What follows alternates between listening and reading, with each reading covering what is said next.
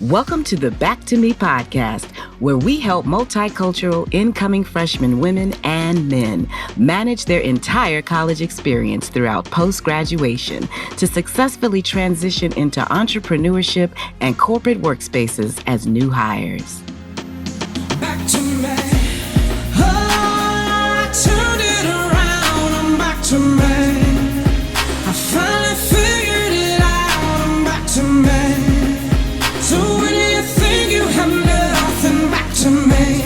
I go back to me. Yeah, I'm back to me. Hello, everyone. It's your host, Yoli Tamu. School is back in session, and we hope you had a restful summer. Have you mapped out your game plan for the semester yet? If not, get ready to be inspired by two student athletes who are learning the benefits of preparation, discipline, and leadership, both on and off the court. In this week's episode, we are joined by Plantey and Laolu Kalejaiye, two business majors and basketball point guards at Lincoln University in Oakland, California. Find out how friendships, mentorship, and genuine care from their coaches have made their student-athlete experience more meaningful. In addition to keeping up with their studies, these athletes share the value they discovered in mentoring elementary and early middle school students. Enjoy. Yes. We are back in the school year. The fall is here. And I am excited. Last semester, we had Coach Middlebrooks of Lincoln University, Oakland, and he spoke so highly of his students and then just the power that he puts into them and the mentorship and just the love that he puts into his players. I said, we got to talk to some of your players. And so he said, sure, I will introduce you to a couple of them. And so I'm so glad they're with us today.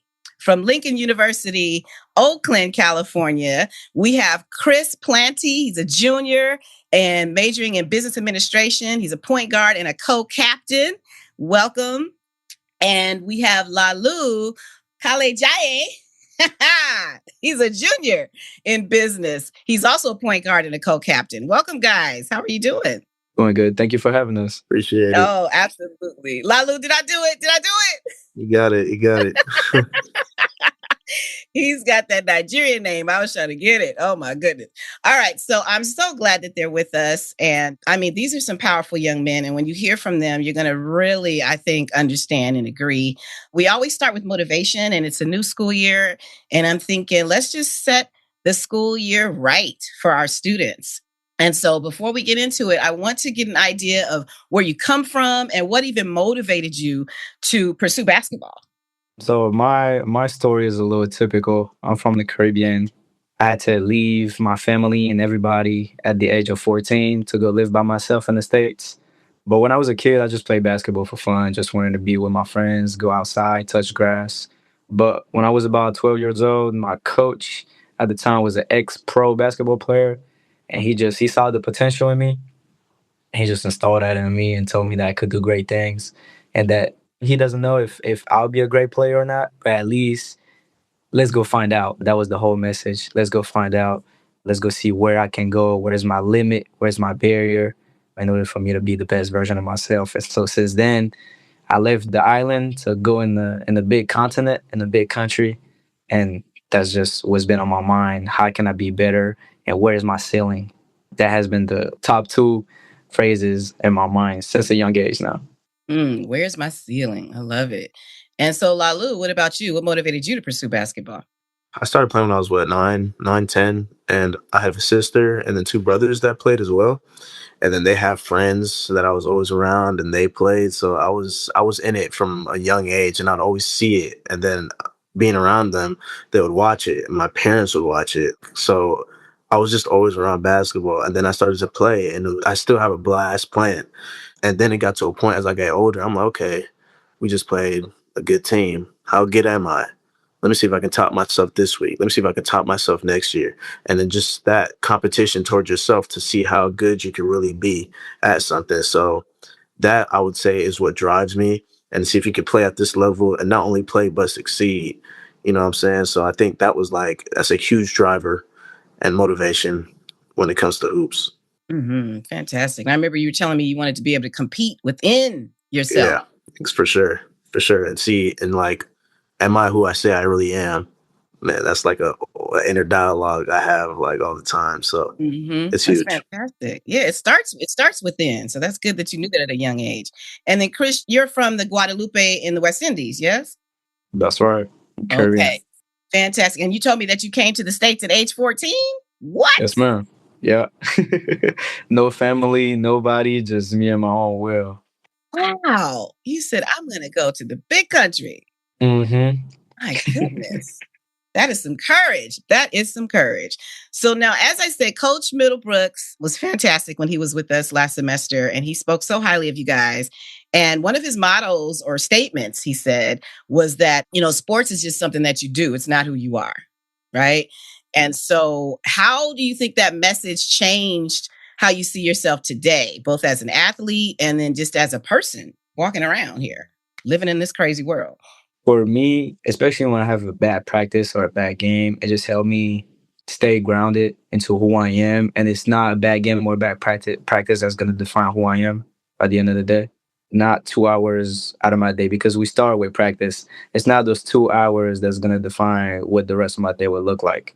So that's the first thing. Because when I was a kid, I was so passionate that just one mistake, just an hour of scrimmage would just ruin my whole day. And that was just so unfortunate.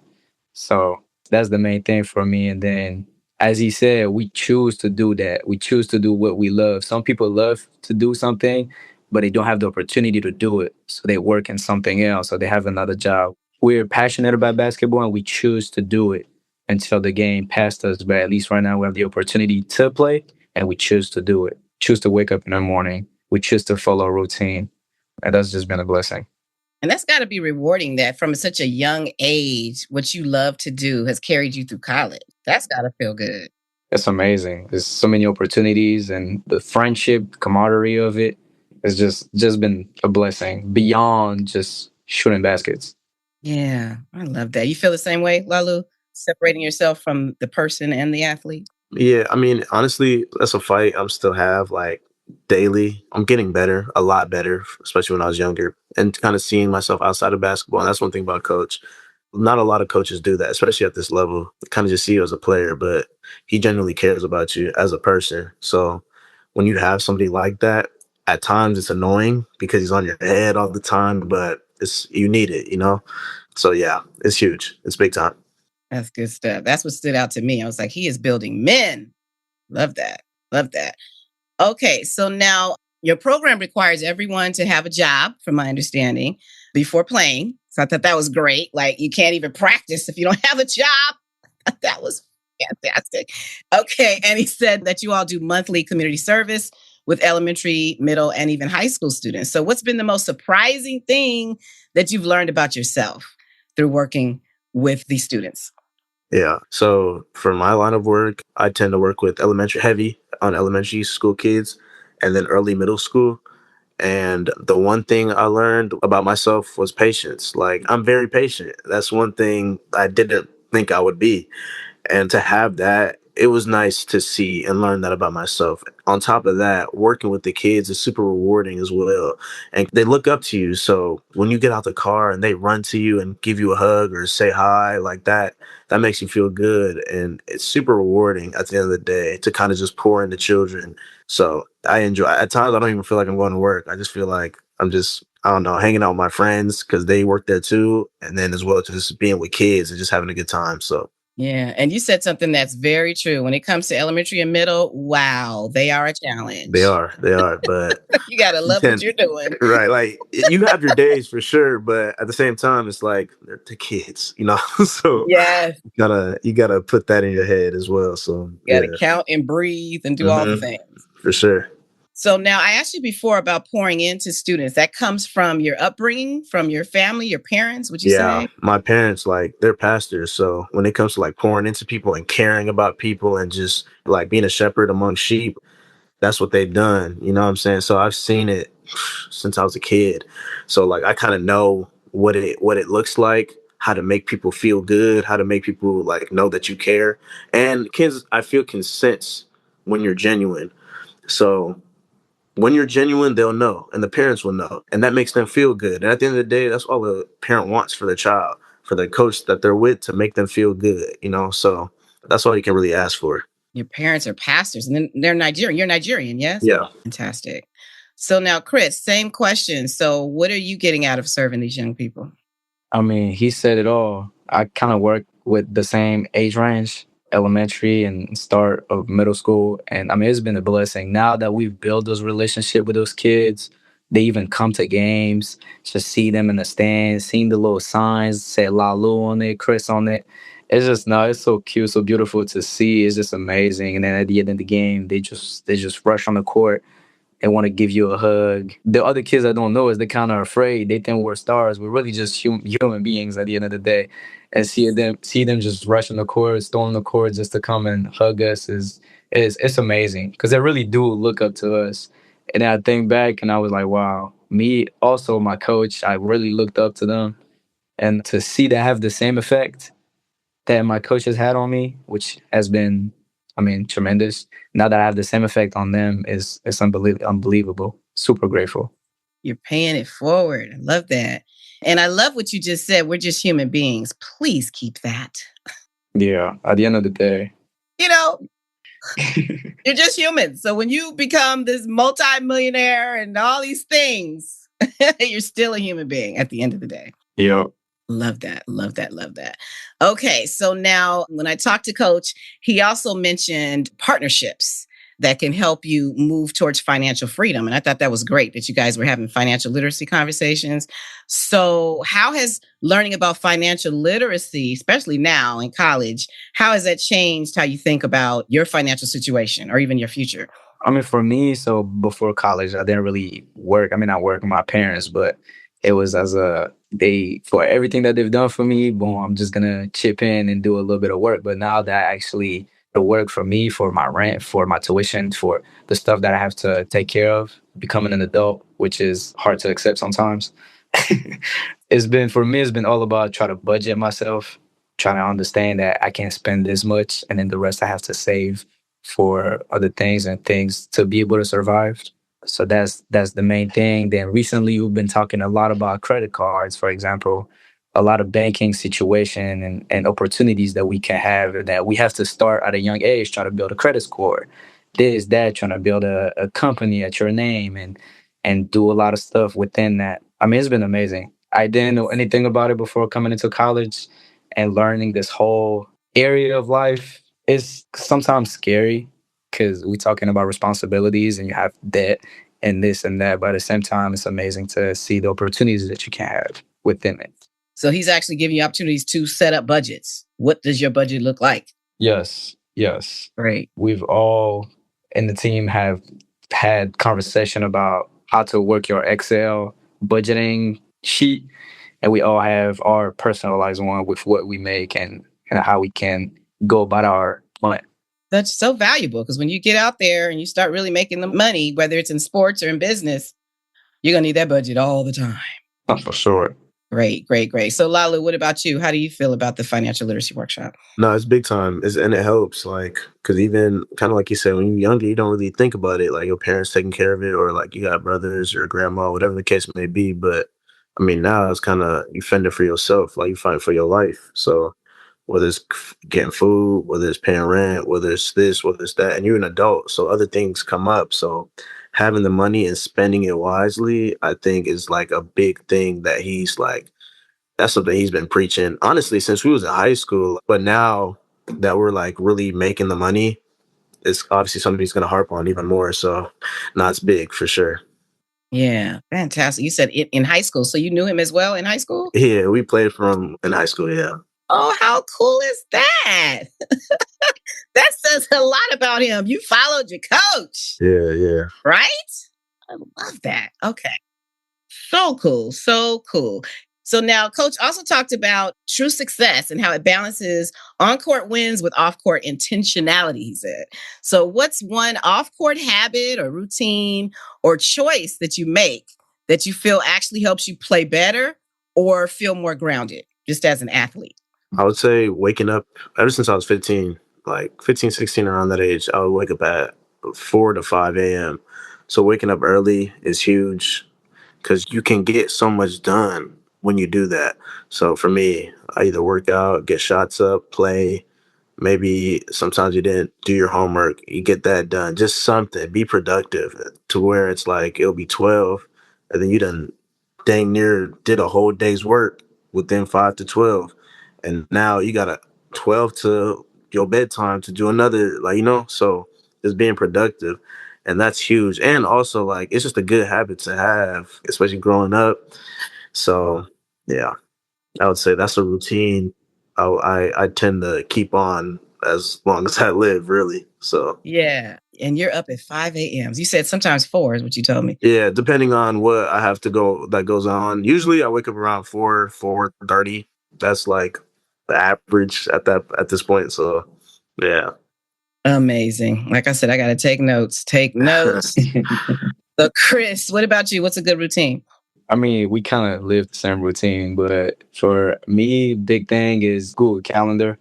I didn't mention that, but I tend to forget things a little bit, have a little bit of ADHD going on. So having that Google Calendar to really help me focus about my day, know what I have to do. I plan in advance, and then it just helped me. I know where my gaps are, helps me get to my workouts.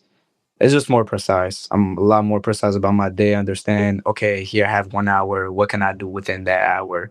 And it allow me to just slide another workout in, or maybe a grocery shopping, a little run, just different stuff that I'm able to do now because of that. And then you find out waking up at 4 or 5 really helps with your day. He's right. Yeah, my It really God. helps with your day. And then you told me that you meal prep. And I do meal prep, yes. That's big time when you have so much stuff going on with school and work and basketball and this and that. Meal prep is the key. That's great. I don't meet too many college students that are meal prepping. That's fantastic. Discipline. Well, guys, this has been great. This has been fantastic. I really appreciate you guys giving me your time. And as we close out, we always wrap up with these final words of encouragement. So as we head out into this new school year, I'm thinking for that student that's listening, because we deal with that incoming college freshman and that post grad that's heading out to the workforce. And I really have heard discipline from both of you as being a very important thing, and resilience in all that you do, and belief in self. So final words of encouragement for a student who just needs more discipline in their life if they're lacking. What do you think? I'll start with saying just control what you can control, and then take it one day. Like, I struggle with it. Like, it's not easy, but like even right now, like in the situation, like it's a lot, but just take it day by day. And like I live by that. Like, don't even think the next day or the next week or the next, like, just take it day by day. Like, just let tomorrow be its own beast. And then you're just going to do what you need to do today, then figure it out as you keep on going. So that's like the biggest thing I would say. Day by day. Did you tell me you put that on your phone? Take it day by Yeah, day? it's on my it's on my wallpaper. So Oh, that's just fantastic. believe in yourself, bro, and just take it day by day, bro. One at a time, bro. You'll be all right. So yeah. Chris, what do you think? Piggyback on what he's saying, I mean, for me, it's having that routine on a daily basis, not thinking about tomorrow, and lock in on that one day, that one routine that you have, and knowing that you're waking up that day, you do what you have to do, really just set off the rest of the day for you. So yeah, waking up every day and be able to at least get 1% better, because you're up. You might as well do something now. That has been really tremendous for me in my life.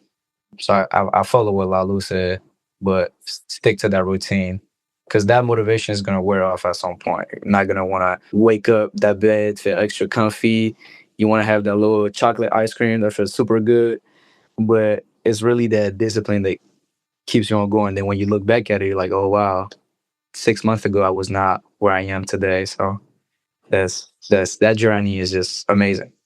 I think that's so important for you to say that motivation will wear off. Mm-hmm. You just got to do it. Love it.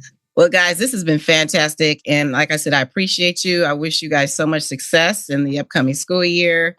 And if we have students that might want to reach out to you, did you want to share your IG or LinkedIn with the students? Yeah. My IG is 1AOLU. and I'll be on my phone. So if you message me, I'll see it. Okay. And Chris, what about you? For my IG is Chris.Plty.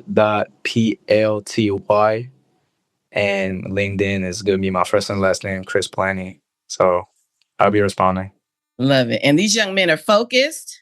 So keep it mentorship related. All right. Love it. Thank you, guys.